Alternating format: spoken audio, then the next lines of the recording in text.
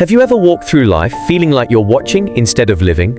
You're surrounded by people, yet something about it all feels disconnected. You laugh when you're supposed to, you smile during small talk, but inside you feel like no one truly gets you.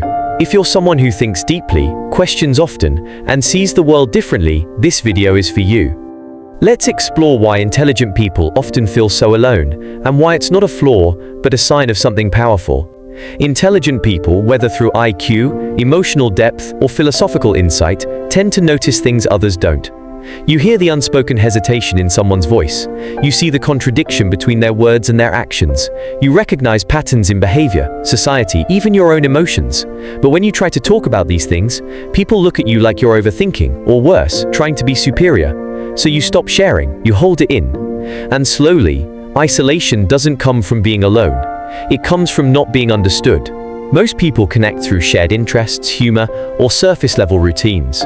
But for deep thinkers, those moments often feel hollow. You want to talk about the meaning behind things, about time, mortality, consciousness, love beyond the cliché. But when everyone around you is talking about gossip, trends, or daily complaints, it's like you're speaking a different language. You're not antisocial. You just crave depth, and that depth isn't easy to find. Let's face it, modern life isn't designed for people who think deeply. School rewards memorization more than curiosity. Jobs reward efficiency, not philosophical questioning. Even social media favors quick takes and viral dances over slow, meaningful reflection. So intelligent minds learn to shrink themselves, to mask their thoughts, to adapt. But every time you hide your true self, a small part of you starts to disappear. And that loss creates a quiet grief, a mourning for a version of you that few people ever get to see. Interestingly, this isn't just poetic, it's biological.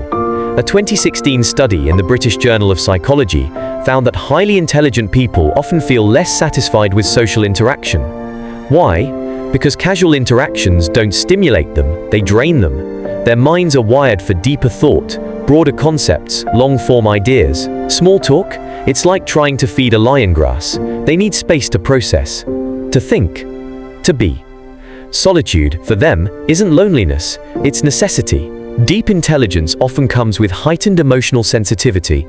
A single comment can echo in your mind for days. You notice shifts in tone.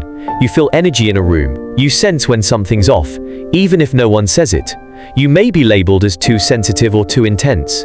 But really, you just care more. You care about truth, about meaning, about people even when they don't show it back. And that caring, it's not weakness, it's depth. It's what allows you to create, to imagine, to change the world. Here's the truth.